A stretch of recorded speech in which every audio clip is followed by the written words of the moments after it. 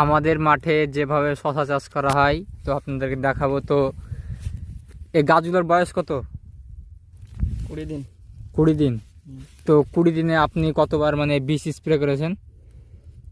আমি আপাতত একবার করেছি। কিসের বীজ, মানে বীজটা কি কাজের জন্য? ওই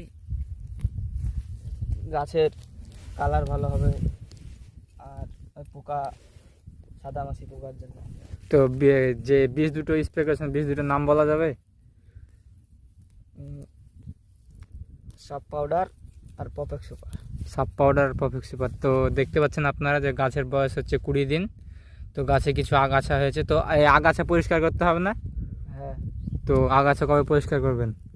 এই তো করছি। তো দেখে তো মনে হচ্ছে যে গাছের মাটির গোড়ার মানে মাটি শুকিয়ে গেছে। তো পানি কতদিন পর দিবেন? এই কাল পরশু দিব।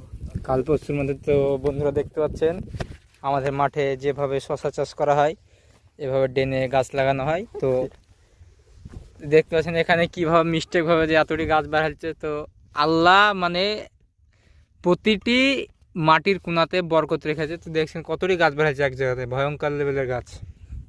তো এটা হচ্ছে আমাদের শশার জমি। তো আপনাদেরকে ভিডিও দিব শেষ পর্যন্ত, মানে যে শশা লাগা থেকে একদম উঠা পর্যন্ত।